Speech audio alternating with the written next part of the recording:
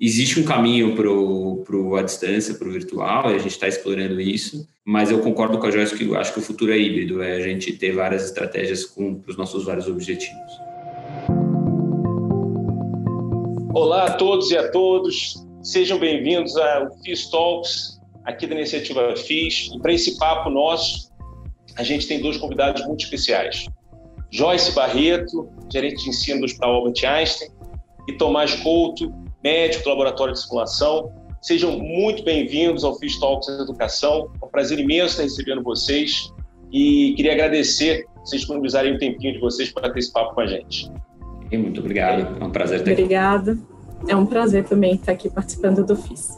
Hoje a gente vai falar um pouquinho sobre o Laboratório de Simulação do Hospital Albert Einstein, as estratégias de ensino, os grandes números e a visão que o pessoal tem aí de futuro de simulação.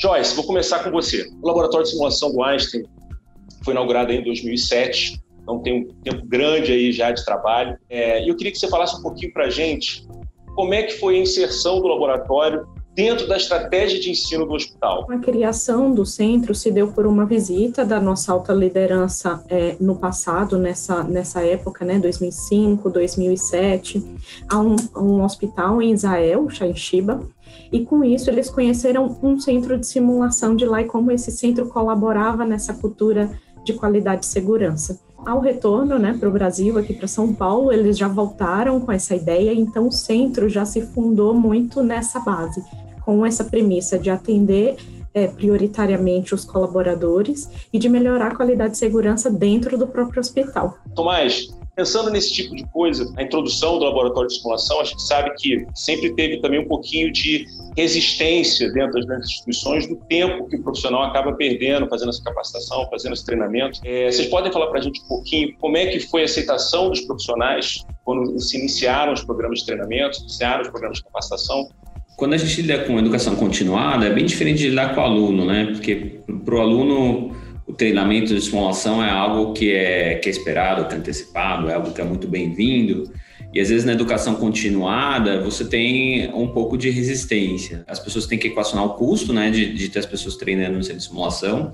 E a gente viu isso bastante quando a gente começou a fazer o nosso programa de simulação in situ. A gente levar o simulador para a área assistencial, um certo receio das pessoas de, vamos dizer assim, gastar tempo com treinamento. Mas uma vez que a simulação está muito intrínseco hoje em dia na cultura do hospital mesmo, essas resistências são cada vez menores, E as pessoas diminuem a resistência porque elas veem utilidade no treinamento, Elas percebem que as equipes treinadas desempenham melhor. O laboratório hoje, ele atende toda a equipe multidisciplinar. Todos os profissionais do hospital têm acesso ao laboratório de simulação. Sim, todo profissional do hospital tem acesso ao laboratório. Alguns passam mais vezes pelo centro. Existe uma política de qualificação para esses profissionais, que é descrita pela prática médica e pela prática assistencial.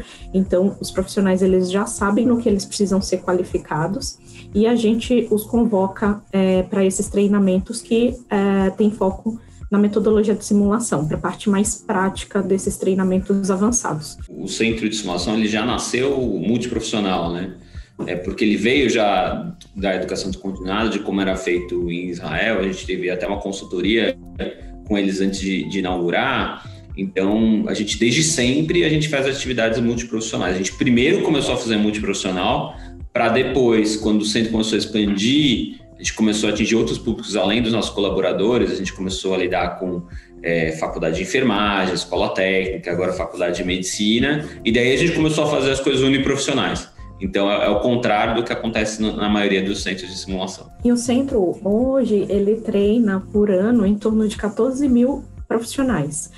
Boa parte desses profissionais, quase 10 mil aproximadamente, são passagens dos próprios colaboradores do Einstein, Então, esse uso do centro de simulação na rotina deles já é algo habitual.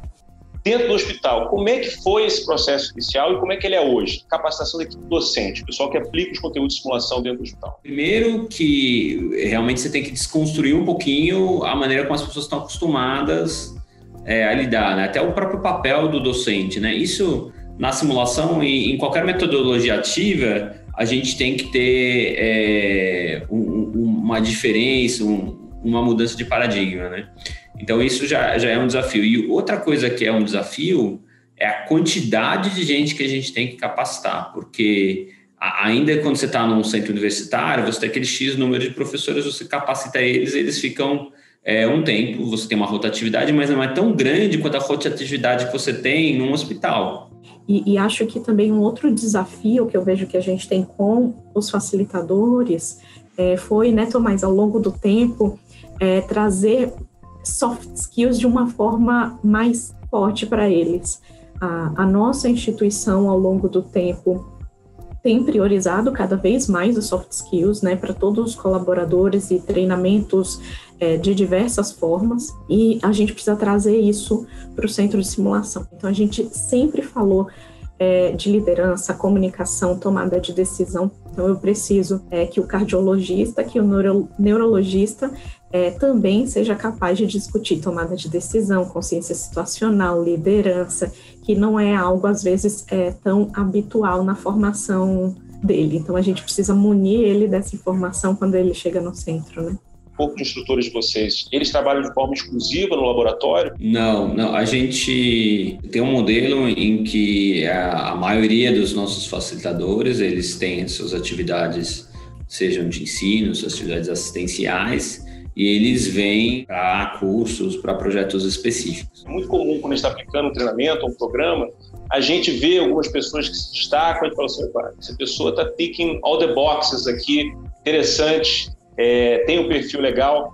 É comum isso também dentro aí do hospital, em cursos, vocês verem que uma pessoa tem um perfil interessante e chamar essa pessoa, ver se ela tem interesse em participar do corpo de facilitadores e instrutores do Einstein? Todos os colaboradores aqui no Einstein têm uma avaliação anual, uma avaliação de desempenho no final do ano, e a gente finaliza isso com um score. Então, os nossos facilitadores precisam ter um score acima de um determinado nível. Então, em geral, o fluxo vem da área para a gente. Mas claro que durante o treinamento algumas pessoas se destacam e a gente também faz esse fluxo inverso. Eu vejo muito, conversando com gestores, com outras unidades, que às vezes o maior desafio é a continuidade. Porque na maioria dos casos é uma iniciativa individual de uma pessoa que conhece simulação ou de uma pessoa que é ligada à educação. Essa pessoa abraça esse programa de forma individual e se acontece alguma coisa, essa pessoa sai ou não dá o resultado, isso morre, isso acaba.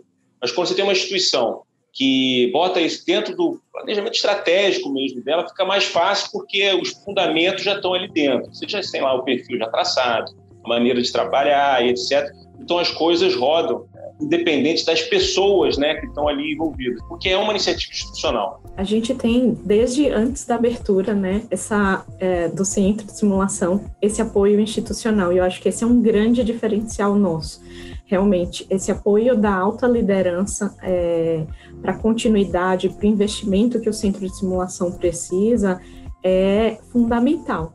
Então, a disseminação do conhecimento que a gente preza aí para os alunos, para os colaboradores, ela tem que acontecer in-house também, né? A gente precisa disseminar o nosso conhecimento e das pessoas mais experientes em simulação para a própria equipe, para que ela atinja uma maturidade maior em simulação e faça o próprio centro crescer. Eu acho que a razão do sucesso do programa e também o crescimento dele está ligado a isso, é você ter dados, né? Poder mostrar para o gestor o seguinte, olha só, a gente montou um planejamento estratégico que envolve tais áreas, tais pessoas, a gente imagina isso, e aí vocês conseguem realmente ver com indicadores, né? No final das contas, o programa de capacitação dentro de uma instituição de saúde, ela tem objetivos bem específicos, né? Terminar, tanto do ponto de vista de desfecho clínico, como de desperdício, trabalho em equipe, etc. Vocês acham que o Einstein hoje é bem maduro em relação a isso? Conseguir correlacionar o treinamento com o impacto nos indicadores assistenciais? Bom, isso é uma das coisas mais difíceis de fazer, né? Então, lógico, a gente treina as pessoas para que na ponta a gente tenha melhora dos desfechos dos pacientes. A gente treina em saúde para isso, né? Agora, quando a gente fala, por exemplo, de aluno, é quase impossível fazer esse link direto, né? Na educação continuada é um pouco mais fácil, mas a gente vê que nem sempre é uma coisa linear, porque raramente a gente faz estratégia de ensino sozinho, né? A gente faz o ensino e faz mais um monte de coisa, e daí você sempre fica na dúvida, o que teve, qual impacto. Uma das coisas que a gente busca como centro de simulação é fazer o link, né? É ter essa evidência do que a gente fez de treinamento para o desfecho clínico. e a gente tem tido algumas experiências positivas nesse sentido. Então, uma recente que eu posso falar que funcionou muito bem foi o treinamento para Covid, né? Então, a gente tem, junto com o Big Data do hospital, a gente fez um trabalho em que a gente relacionou as pessoas que são linha de frente, né, em relação aos 3 primeiros meses da pandemia, então foi março a maio do ano passado, né, que tinham feito ou não tinham feito treinamento de paramentação, ou tinham feito treinamento online, ou treinamento presencial no centro de simulação, ou eventualmente a gente fez também in situ treinamento presencial. E a gente descobriu, né, a taxa de infectados no geral de quem não treinou era 10%, de quem fez o treinamento online 7% e de quem fez o treinamento com simulação 4%. Né? Até um trabalho que a gente está num processo de publicar agora. Né? Quer dizer, a gente mostrou um impacto real no número de colaboradores infectados com ser treinado ou não presencial no centro de simulação. Isso foi especialmente interessante porque logo que estourou a pandemia, uma das primeiras coisas que a gente teve que discutir será que a gente mantém o centro aberto ou não? Porque você ter as pessoas agrupadas, todas juntas, para o treinamento presencial nesse momento, em si um risco de contágio, né? E a gente provou aí, por esse trabalho, por exemplo, que sim, vale a pena, né? Eu acho até engraçado, às vezes a gente recebe muita visita e muitas pessoas vêm com essa demanda assim, eu tenho que provar para a alta liderança que isso vale a pena, né? Quantas coisas a gente começa a fazer depois de ter tantas publicações? Então, talvez a gente precisa também pensar num caminho inverso e que foi um pouco parecido com o nosso, de tendo esse apoio da alta liderança, depois de um tempo começar a pesquisar e ter esse compromisso de demonstrar esse impacto, né? Mas é complexo você querer que haja já pesquisa publicada ou dados que corroborem a abertura de um centro para aí você começar a utilizar a estratégia, enfim, aí abrir. Ninguém esperou estudo randomizado controlado provando que era útil simulação para implementar isso numa indústria inteira, né? Então, hoje ninguém imagina que um cara pega um Boeing e atravessa um continente sem ter feito várias horas de treinamento simulado, né? E o médico se forma, pega o CRM e vai dar plantão no pronto-socorro, que é o lugar mais perigoso que tem no hospital. Então, a gente tem que ter também essa percepção que, embora esses estudos que comprovem efeitos clínicos de simulação sejam interessantes e sejam bastante pertinentes e desejáveis, a gente não pode esperar isso acontecer para tudo para daí implementar, entendeu? Porque é uma questão realmente ovo-galinha aí. Porque a gente implementou, a gente consegue chegar e ver, e não o contrário, né? E também porque é uma coisa cultural, institucional, que está integrada em todos os aspectos, como tem que ser. E às vezes também, nessas visitas que a gente recebe, às vezes a gente precisa repensar também qual é esse planejamento estratégico para abrir um novo centro, enfim. Então, muitas vezes, de fato, as pessoas chegam até nós já querendo abrir um centro muito parecido com o nosso, só que assim, a gente levou mais de 10 anos para chegar nesse ponto, né? Então, às vezes, a estratégia ela precisa ser um pouco mais tímida no início, até que você vai demonstrando esses impactos e aí a coisa vai crescendo, né? Então, acho que tem que ter também por trás disso uma estratégia também que seja viável, né? Por mais que a instituição acredite na qualidade e segurança, abrir um centro robusto já de cara pode ser um pouco mais difícil. Então, passa muito também pelo planejamento estratégico que você vai ter num determinado tempo, anos, né? Não é um curto espaço de tempo, não, mas num espaço de tempo razoável. Como é que está o momento hoje do hospital, do laboratório de simulação? O que vocês estão vendo aí de futuro? A gente entendeu que muito da estratégia de preparar os colaboradores que estavam chegando para atender o Covid e até das próprias realocações internas, né, da equipe. Então, tinha gente que trabalhava em pacientes internados e necessitou ir para pacientes críticos. Então, muito dessa capacitação e dessa revisão passava por procedimentos que necessitam ter um encontro presencial. Então, claro que a gente focou, enquanto ensino, em várias estratégias, mas um pedaço delas foi no centro de simulação, hands-on. Então, a gente continuou todo vapor, centro aberto. Claro que teve uma sazonalidade, então, em certo momento, os alunos da graduação e da pós foram para o virtual e ficaram de casa, e isso diminuiu um pouco dessa atividade, aumentou em contrapartida o treinamento de novos colaboradores, então teve uma sazonalidade aí de público.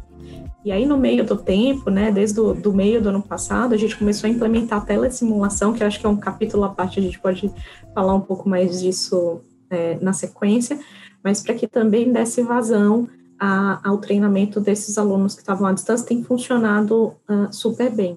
E pensando nesse futuro do próprio centro, a gente acredita muito, né, Tomás, num futuro híbrido, com várias tecnologias e recursos diferentes, mas sempre sendo selecionados da forma mais adequada para atingir nosso objetivo de aprendizagem, né? Eu lembro que a gente discutia a possibilidade de começar, eventualmente, fazer simulação virtual e, de repente, a gente se viu, né, treinando muito Covid para os colaboradores, mas meio que abandonando o resto do nosso público, porque a gente não conseguia dar vazão, até para uma questão de prioridade, né? E daí a gente implementou a telesimulação, a gente começou devagar, né? Começou na graduação em medicina, depois graduação em enfermagem, foi crescendo, e hoje é 30% do que a gente faz, né, do nosso volume de treinamento.